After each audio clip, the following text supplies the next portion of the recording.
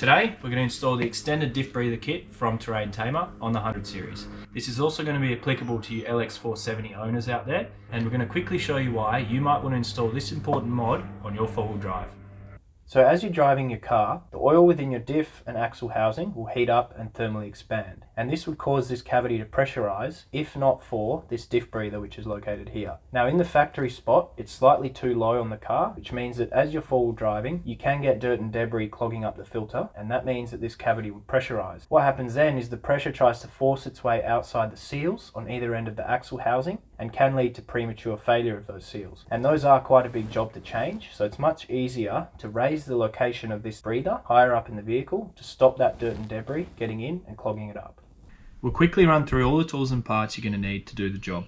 The kit itself comes with 10 meters of hosing, 10 cable ties, all your mounting hardware and the diff breathers themselves, as well as a set of instructions. In terms of the tools, you'll need a set of nippers, a 12 and 14mm spanner and a 12mm socket, and some kind of tool to crimp down on these crimp style connectors, as well as a drill with a Phillips head to drive in these self-tapping screws. Grab yourself some gloves, a pair of safety glasses and a bit of paper towel. Now this stuff here is optional. You can do this whole install with just what you see on this side, but we've chosen to grab an M6 bolt because there's a good little spot for it on the car, which we'll show you. We've also grabbed some of these 6 to 16mm hose clamps because it's going to make it removable. We've grabbed a few extra cable ties and a bit of rubber grease to help that hose go on. And if you do want to go with this method, you'll need a 10 and 1/4 inch socket. Now as always, make sure you chock your wheels before you get under your car. So the first thing we're going to do is we're going to grab that little bracket and figure out where in the engine bay it's going to go. Now you want to try and have this as high up as possible. So the common method is to grab those little self-tapping screws and to drive it somewhere into the firewall at the back or on the side. But in our case, we found a good little spot here on the side of the car, just next to your airbox, which fits an M6 bolt. So what I've done is I've drilled out this bracket to take that bolt, and I'm just going to temporarily install it here so we know how long our tube needs to be. So you'll need a 10mm socket to get that in. You don't need to tighten it too much now, we'll nip it up later.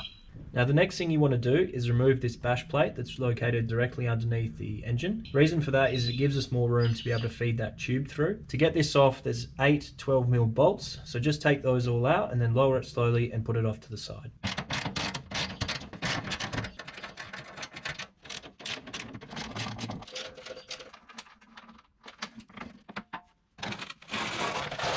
So this is where your factory rear diff breather sits. It's just up and behind the rear diff and bolted to this cross member. So we're going to undo this bolt with a 12mm socket. So once you've got that bolt out, you can just pinch this clip together and raise it up over the hose. That'll then allow you to pull this hose up and off that rear axle housing. You can then pull that old diff breather out and put it off to the side. At this point, we'll grab some paper towel and just clean up around this area. If you find that this barb fitting is a bit loose, you can grab a 14mm spanner and tighten it up. With the old diff breather removed, we can start to install the new tubing. So grab one of your hose clamps or your crimp fittings, depending on which one you're using, and slide that over the tube. Then for this setup, there's plenty of stuff around the top here which we can run the hose through, which will hold it nice and high up. So we'll do that. And then feed it down towards this nipple. So the key thing here is just to leave enough slack in this tube so that as the suspension articulates, you don't end up pulling this off this barb down here. Once you're happy with that, you can start to cable tie it. Don't do it too tight just yet, we'll come back and tighten those as we go. The exact route isn't too important as long as it's nice and high up and you've got enough slack. The end goal is to run it towards your left chassis rail because we're going to follow that along all the way to the engine bay. While we're here, we're just going to tighten up this hose clamp. You don't need to tighten that up too much, just nice and firm, and then we'll start routing the rest of the tube. So I'm going to start feeding the tube up. So we'll run the tube something like that, leaving enough slack just to move it around if we need to. And then again, the general method will just be to follow these hard lines, which run all the way along the chassis rail towards the engine. So we've made it over to the chassis rail. We're just going to follow it along on the inside of this chassis rail next to the fuel tank. Then at this point, we're going to go over this bracket here.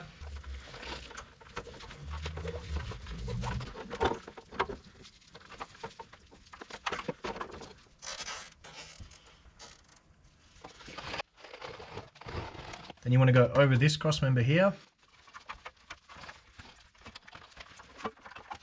So once I get to the front here, just below the firewall, I'm going to use this little turn in the hard line to make the hose turn upwards, and then I'm going to feed the hose up towards the engine bay. Just make sure in this area that the hose isn't too loose because you are next to your exhaust here. Once you're happy with how that's routed from the bottom, I'm going to head to the top and pull that hose through. So we have our hose here, and you can see that there's these hard lines that run all the way across the top of the engine bay and over towards the other side. So we're going to use those and follow it towards our bracket.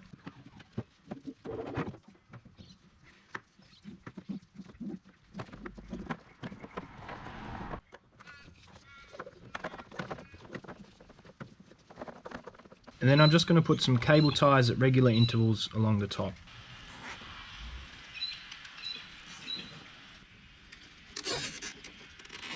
For this end part, just to neaten it up, I'm just going to tuck it behind this.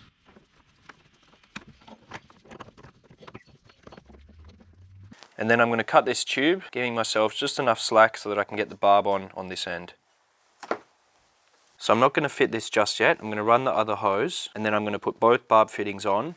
So now for the front diff breather, which is located on the right hand side of the car, just next to your airbox. Now we've removed the airbox lid here just so that we can get the camera in to show you where this is, but you don't need to remove this to get to it. We would recommend coming in from the left like that, bringing your hand down to get to that breather. So this is the front diff breather here. This first section is a rubber hose, and then it goes onto a hard line. We're only going to be replacing this section here. So just push your hand down from the left until you feel that little butterfly clip at the bottom. Undo that and then pull this hose off. So this is the clip on the bottom of that diff breather that you'll want to remove. Sometimes these can be quite hard to pinch by hand. So if you need, just grab a pair of pliers to pinch this together and then pull it off. Once that clips off, you should be able to just pull this tube off this part of the hard line. And then we can remove this piece. Then we'll just grab some paper towel and wipe that connection. Then we can grab a new piece of tubing with one of the hose clamps on it and pop it over that fitting, and then slide the hose clamp down and tighten it up. Now just check that that's firm. I'm going to push the tube over to the other side of this little bracket because there's this existing clip here from the old diff breather. So I'm going to clip it into that existing clip. Now I'm going to move further up and start cable tying. So looking back from the top, you can just see the route that we've taken and we've used that existing clip. I'm going to feed the end of that tube underneath the airbox here towards the bracket. So it's nice and neatly tucked underneath the airbox and it's clipped in below. So now I'm just going to see how much I need here and then cut this tube.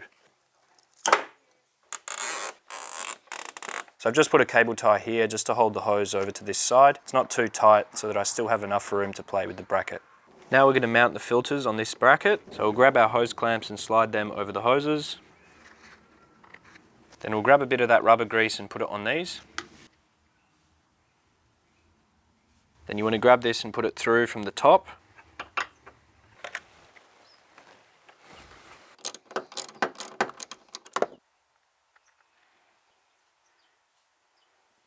So again, passing that barb down through the bracket and into the end of the hose.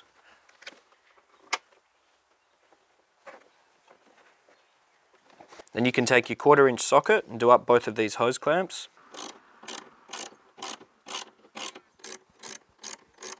Then we can grab the little diff breathers themselves and screw them onto these fittings. And we'll just nip them up with a 12 and 14mm spanner.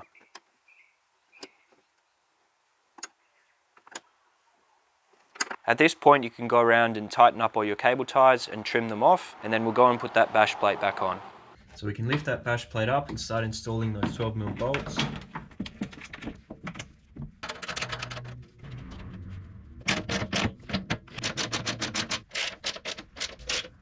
And that's it guys, that's all there is to installing the extended diff breather kit in your 100 series. If there's anything you want to see in a future video, let us know in the comments below. Otherwise, we'll see you in the next one.